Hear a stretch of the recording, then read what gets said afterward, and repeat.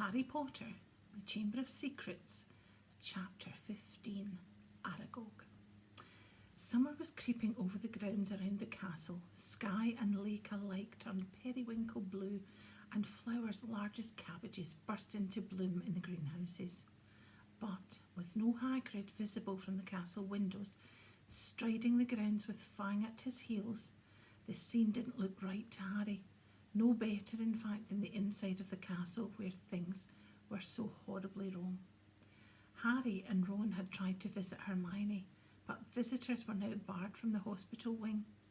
"We're taking no chances," Madame Pomfrey told them severely through a crack in the hospital door. "No, I'm sorry. There's every chance the attacker might come back to finish these people off." With Dumbledore gone, fear had spread as never before, so that the sun warming the castle walls outside seemed to stop at the mullioned windows. There was barely a face to be seen in the school that didn't look worried and tense, and any laughter that rang through the corridors sounded shrill and unnatural and was quietly stifled. Harry constantly repeated Dumbledore's final word to himself: "I will only have truly left the school when there are none here are loyal to me. Help will always be given at Hogwarts to those who ask for it." But what good were those words? Who exactly were they supposed to ask for help when everyone was just as confused and scared as they were? Hagrid's hint about the spider was far easier to understand. The trouble was, there didn't seem to be a single spider left. Harry looked everywhere as he went, helped rather reluctantly by Ron.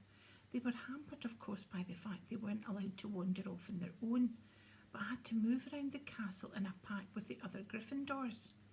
Most of their fellow students seemed glad that they were being shepherded from class to class by teachers, but Harry found it very irksome. One person, however, seemed to be thoroughly enjoying the atmosphere of terror and suspicion. Draco Malfoy was strutting around the school as though he had just been appointed head boy. Harry didn't realise what he was so pleased about until the potions lesson about a fortnight after Dumbledore and Hagrid had left, when sitting right behind Malfoy, Harry overheard him gloating to Crabbe and Goyle. "I always thought Father might be the one who got rid of Dumbledore," he said, not troubling to keep his voice down. "I told you he thinks Dumbledore's the worst headmaster the school's ever had. Maybe we'll get a decent headmaster now. Someone who won't want the Chamber of Secrets closed. McGonagall won't last long. She's only filling in." Snape swept past Harry, making no comment about Hermione's empty seat and cauldron. "Sir," said Malfoy loudly, "Sir, why don't you apply for the headmaster's job?" Now, Malfoy," said Snape, although he couldn't suppress a thin-lipped smile. "Professor Dumbledore has only been suspended by the governors. I dare say he'll be back with us soon enough." "You're right," said Malfoy, smirking. "I expect you'd have Father's vote, sir, if you wanted to apply for the job. I'll tell Father you're the best teacher here." Snape smirked as he swept off around the dungeon, fortunately not spotting Seamus Finnegan, who was pretending to vomit into his cauldron. "I'm quite surprised the mudbloods haven't all packed their bags by now," Malfoy went on. "Bet you 5 galleons the next one dies. Pity it wasn't Granger." The bell rang at that moment, which was lucky. At Malfoy's last words, Ron had leapt off his stool, and in the scramble to collect bags and books, his attempts to reach Malfoy went unnoticed. "Let me at him," Ron growled as Harry and Dean hung onto his arms. "I don't care. I don't need my wand. I'm going to kill him with my bare hands." "Hurry up. I've got to take you all to herbology," barked Snape over the class's heads, and off they went crocodile fashion, with Harry, Ron and Dean bringing up the rear. Ron still trying to get loose. It was only safe to let go of him when Snape had seen them out of the castle and they were making their way across the vegetable patch towards the greenhouses. The herbology class was very subdued. There were now 2 missing from their number, Justin and Hermione. Professor Sprout set them all to work pruning the Abyssinian shrivel figs. Harry went to tip an armful of withered stalks onto the compost heap and found himself face to face with Ernie Macmillan. Ernie took a deep breath and said very formally, "I just want to say, Harry, that I'm sorry I ever suspected you. I know you'd never attack Hermione Granger, and I apologise for all the stuff I said. We're all in the same boat now, and, well," he held out a pudgy hand, and Harry shook it. Ernie and his friend Hannah came to work at the same shrivel fig as Harry and Ron. "That Draco Malfoy character," said Ernie, breaking off dead twigs. "He seems very pleased about all of this, doesn't he? Do you know, I think he might be Slytherin's heir." "That's clever of you," said Ron, who didn't seem to have forgiven Ernie as readily as Harry. "Do you think it's Malfoy, Harry?" Ernie asked. "No," said Harry, so firmly that Ernie and Hannah stared. A second later, Harry spotted something that made him hit Ron over the hand with his pruning shears. "Ouch! What are you?" Harry was pointing at the ground a few feet away. Several large spiders were scurrying across the earth. "Oh, yes," said Ron, trying and failing to look pleased, "but we can't follow them now." Ernie and Hannah were listening curiously. Harry watched the spiders running away. "Looks like they're heading for the Forbidden Forest," and Ron looked even unhappier about that. At the end of the lesson, Professor Sprout escorted the class to their defence against the dark arts lesson. Harry and Ron lagged behind the others so they could talk out of earshot. "We'll have to use the invisibility cloak again," Harry told Ron. "We can take Fang with us. He is used to going into the forest with Hagrid. He might be some help." "Right," said Ron, who was twirling his wand nervously in his fingers. Aren't there supposed to be werewolves in the forest?" he added, as they took their usual places at the back of Lockhart's classroom. Preferring not to answer that question, Harry said, "There are good things in there too. The centaurs are all right, and the unicorns." Ron had never been in the Forbidden Forest before. Harry had entered it only once and hoped to do so never again. Lockhart bounded into the room and the class stared at him. Every other teacher in the place was looking grimmer than usual, but Lockhart appeared nothing short of buoyant.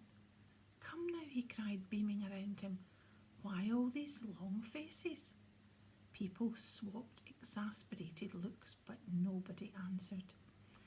"Don't you people realise," said Lockhart, speaking slowly as though they were all a bit dim, "the danger has passed. The culprit has been taken away."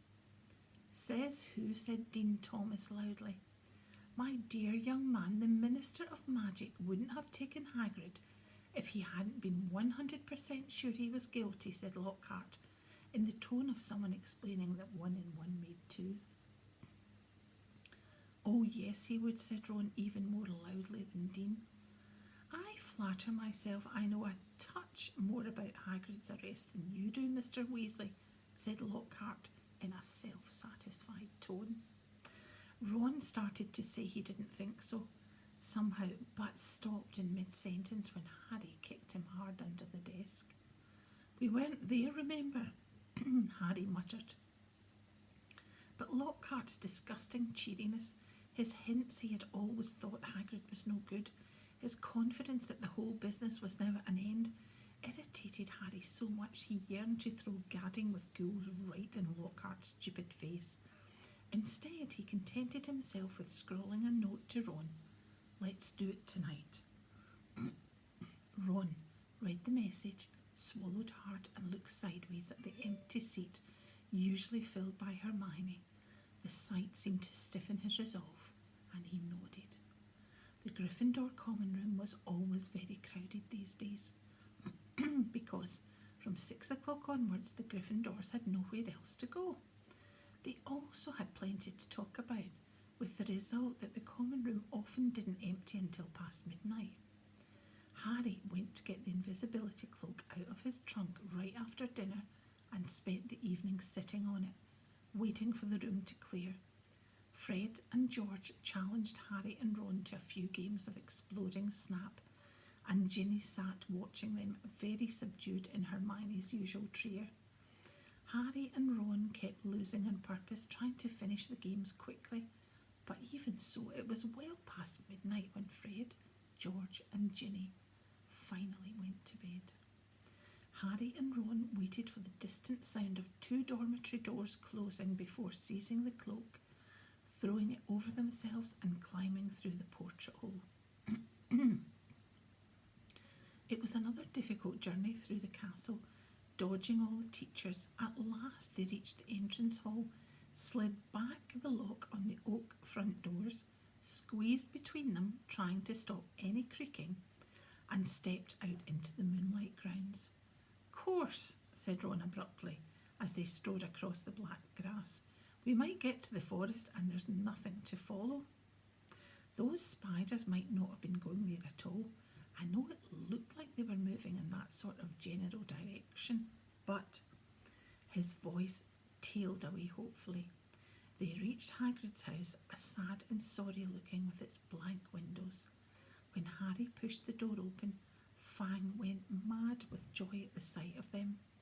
Worried that he might wake everyone at the castle up with his deep booming barks, they hastily fed him treacle fudge from a tin on the mantelpiece, which glued his teeth together. Harry left the invisibility cloak on Hagrid's table. There would be no need for it in the pitch-dark forest.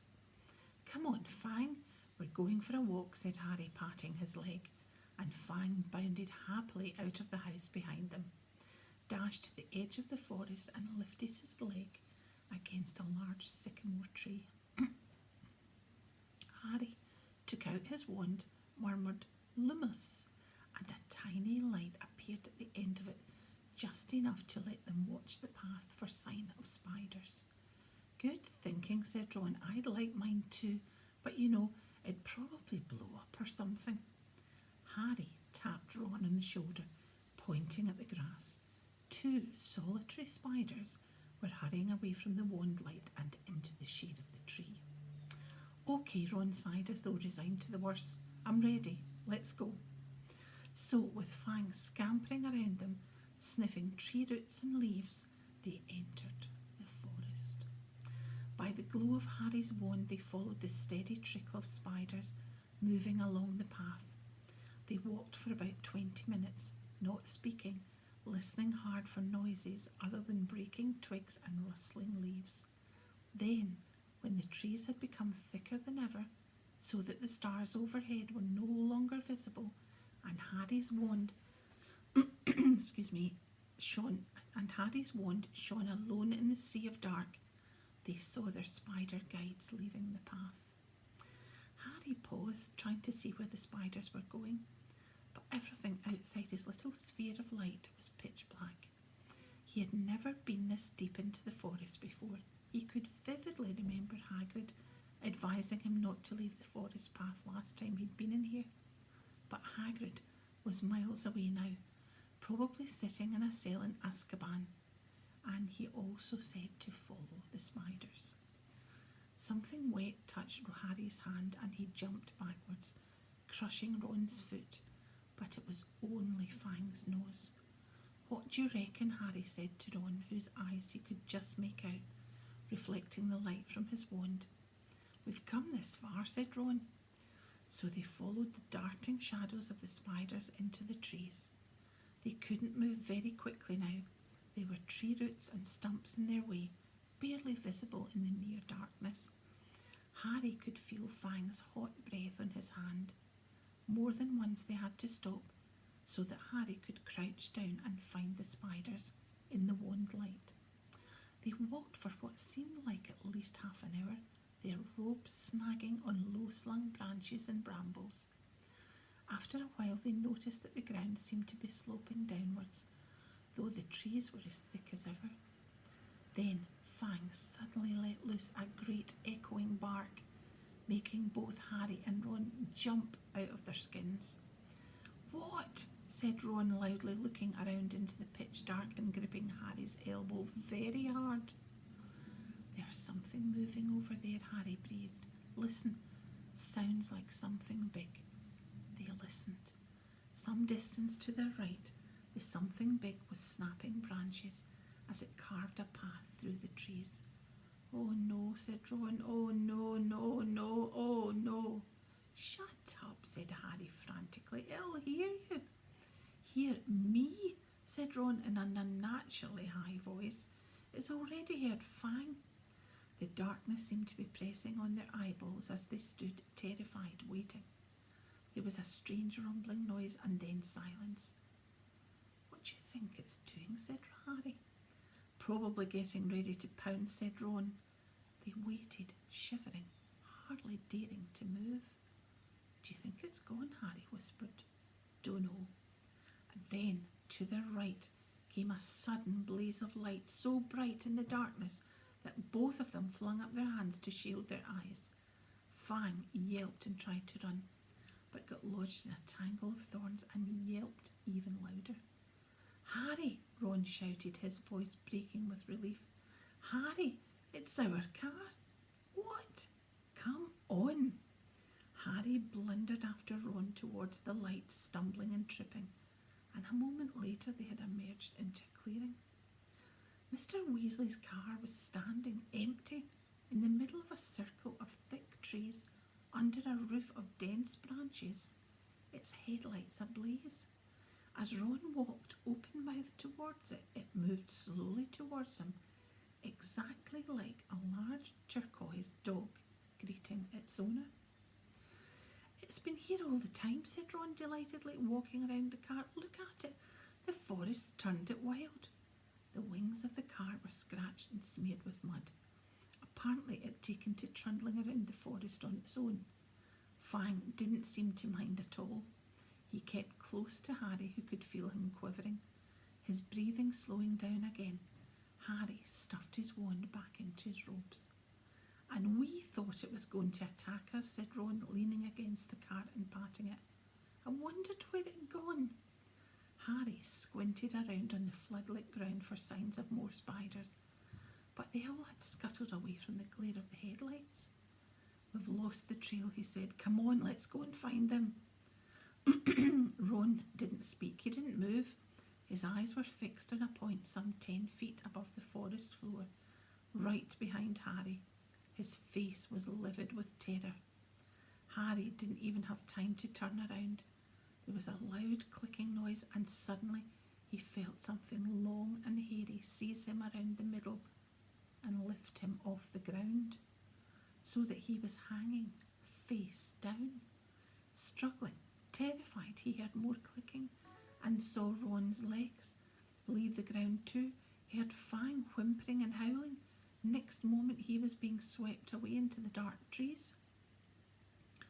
Head hanging, Harry saw what had hold of him was marching on 6 immensely long, hairy legs, the front 2 clutching him tightly below a pair of shining black pincers. Behind him he could hear another of the creatures, no doubt carrying Ron. They were moving into the very heart of the forest.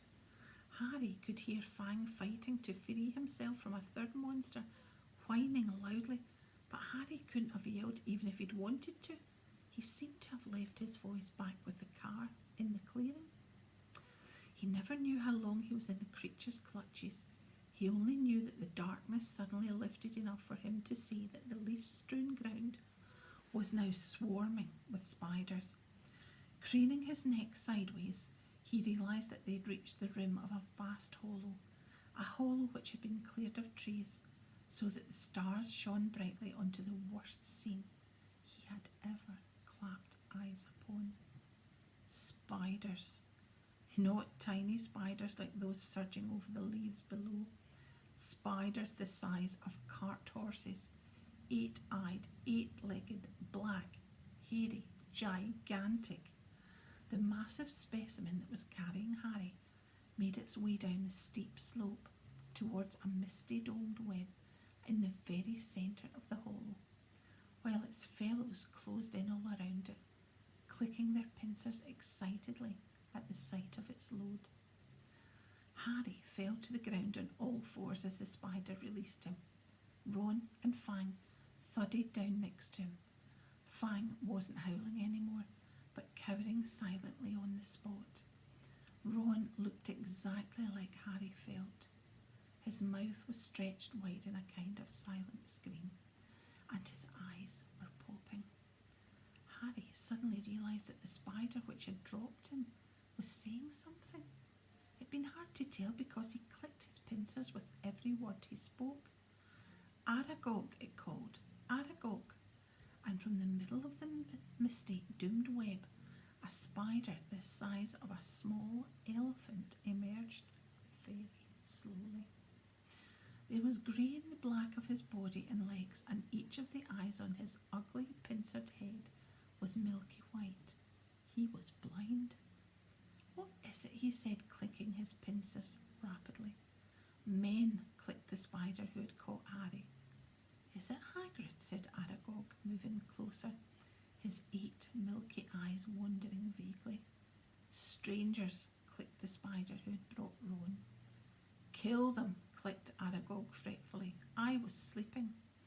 We're friends of Hagrid's, Harry shouted. His heart seemed to have left his chest to pound in his throat. Click, click, click went the pincers of the spiders all around the hollow. Aragog paused. Hagrid has never sent men into a hollow before, he said slowly. Hagrid's in trouble, said Harry, breathing very fast. That's why we've come. In trouble, said the aged spider, and Harry thought he heard concern beneath the clicking pincers. But why has he sent you? Harry thought of getting to his feet but decided against it. He didn't think his legs would support him. He spoke from the ground as calmly as he could. They think up at the school that Hagrid's been setting a something on students. They've taken him to Azkaban. Aragog clicked his pincers furiously, and all round the hollow the sound was echoed by the crowd of spiders. It was like applause, except applause didn't usually make Harry feel sick with fear. But that was years ago, said Aragog fretfully. Years and years ago. I remember it well. That's why they made him leave the school. They believed that I was the monster that dwells in what they call the Chamber of Secrets. They thought that Hagrid had opened the chamber and set me free. And you didn't come from the Chamber of Secrets, said Harry, who could feel cold sweat on his forehead. I, said Aragog, clicking angrily. I was not born in the castle. I come from a distant land. A traveller gave me to Hagrid when I was an egg. Hagrid was only a boy, but he cared for me, hidden in a cupboard in the castle, feeding me on scraps from the table. Hagrid is my good friend and a good man. When I was discovered and blamed for the death of a girl, he protected me. I have lived here in the forest ever since. When Hagrid still visits me, he even found me a wife, Mossag, and you see how our family has grown, all through Hagrid's goodness. Harry summoned what remained of his courage. So you never attacked anyone? Never, croaked the old spider. It would have been my instinct, but from respect of Hagrid, I never harmed a human. The body of the girl who was killed was discovered in a bathroom. I never saw any part of the castle but the cupboard in which I grew up. Our kind liked the dark and the quiet. But then, do you know what did kill that girl, said Harry, because whatever it is, it's back and attacking people again. His words were drowned by the loud outbreak of clicking and the rustling of many long legs shifting angrily. Large black shapes shifted all around him. The thing that lives in the castle, said Aragog, is an ancient creature we spiders fear above all others. Well, do I remember how I pleaded with Hagrid to let me go when I sensed the beast moving about the school? What is it? Said Harry urgently. More loud clicking, more rustling. The spiders seemed to be closing in. We do not speak of it, said Aragog fiercely. We do not name it. I have never even told Hagrid the name of that dread creature, even though he asked me. many times. Harry didn't want to press the subject, not with the spiders pressing closer on all sides. Aragog seemed to be tired of talking. He was backing slowly into his doomed web, but his fellow spiders continued to inch slowly towards Harry and Ron. "We'll just go then," Harry called desperately to Aragog, hearing leaves rustling behind him. "Go," said Aragog slowly. "I think not. But, my sons and daughters do not harm Hagrid on my command, but I cannot deny them fresh meat when it wanders so willingly into our midst. Goodbye, friend of Hagrid." Harry spun around. Feet away, towering above him, was a solid wall of spiders, clicking, their many eyes gleaming in their ugly black heads. Even as he reached for his wand, Harry knew it was no good. There were too many of them, but as he tried to stand ready to die fighting, a loud, long note sounded and a blaze of light flamed through the hollow. Mr. Weasley's car was thundering down the slope, headlamps glaring, its horn screeching, knocking spiders aside. Several were thrown onto their backs, their endless legs waving in the air. The car screeched to a halt in front of Harry and Ron, and the doors flew open. "Get Fang!" Harry yelled, diving into the front seat. Ron seized the boarhound round the middle and threw him, yelping, into the back seat. The doors slammed shut. Ron didn't touch the accelerator, but the car didn't need him. The engine roared and they were off, hitting more spiders. They sped up the slope, out of the hollow. They were soon crashing through the forest, branches whipping the windows as the car wound its way cleverly through the widest gaps, following a path it obviously knew. Harry looked sideways at Ron. His mouth was still open in the silent scream, but his eyes weren't popping anymore. "Are you okay?" Ron stared straight ahead, unable to speak. They smashed their way through the undergrowth, Fang howling loudly in the back seat, and Harry saw the wing mirror snap off as he squeezed past a large oak. After 10 noisy, rocky minutes, the trees thinned, and Harry could see again patches of sky. The car stopped so suddenly that they were nearly thrown into the windscreen. They had reached the edge of the forest. Fang flung himself at the window in his anxiety to get out, and when Harry opened the door, he shot off through the trees to Hagrid's house, tail between his legs. Harry got out too, and after a minute or so, Ron seemed to regain the feeling in his limbs and followed, still stiff-necked and staring. Harry gave the car a grateful pat as it reversed back into the forest and disappeared from view. Harry went back into Hagrid's cabin to get the invisibility cloak. Fang was trembling under a blanket in his basket. When Harry got outside again, he found Ron being violently sick in the pumpkin patch. "Follow the spider," said Ron weakly, wiping his mouth on his sleeve. "I'll never forgive Hagrid. We're lucky to be alive." "I bet he thought Aragog wouldn't hurt friends of his," said Harry. "That's exactly Hagrid's problem," said Ron, thumping the wall of the cabin. "He always thinks monsters aren't as bad as they're made out, and look where it's got him. A cell in Azkaban." He was shivering uncontrollably now. What was the point of sending us in there? What have we found out? I'd like to know. "That Hagrid never opened the Chamber of Secrets," said Harry, throwing the cloak over Ron and prodding him in the arm to make him walk. "He was innocent." Ron gave a loud snort. Evidently, hatching Aragog out in a cupboard wasn't his idea of being innocent. As the castle loomed nearer, Harry twitched the cloak to make sure their feet were hidden, then pushed the creaking front doors ajar. They walked carefully back across the entrance hall and up the marble staircase, holding their breath as they passed corridors where watchful sentries were walking. At last they reached the safety of the Gryffindor common room, where the fire had burned itself into glowing ash. They took off the cloak and climbed the winding staircase to their dormitory.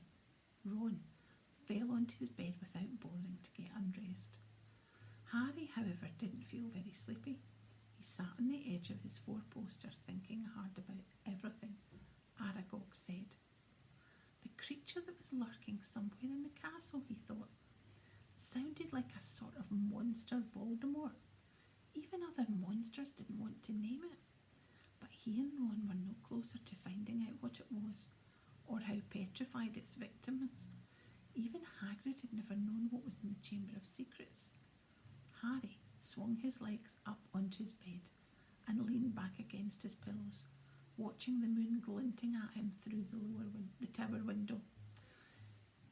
They couldn't see what else they could do. They had hit dead ends everywhere. Riddle had caught the wrong person. The heir of Slytherin had got off, and no one could tell whether it was the same person or a different one who had opened the chamber this time. There was nobody else to ask. Harry lay down, still thinking about what Aragog said. He was becoming drowsy, then what seemed like their very last hope occurred to him, and he suddenly sat bolt upright. "Run!" he hissed through the dark. "Run!" Ron woke with a yelp like Fang and stared wildly around and saw Harry. "Ron, that girl who died. Aragog said she was found in a bathroom," said Harry, ignoring Neville's snuffling snores from the corner. "What if she never left the bathroom? What if she's still there?" Ron rubbed his eyes, frowning through the moonlight, and then he understood. "You don't think..." "Not Moaning Myrtle,"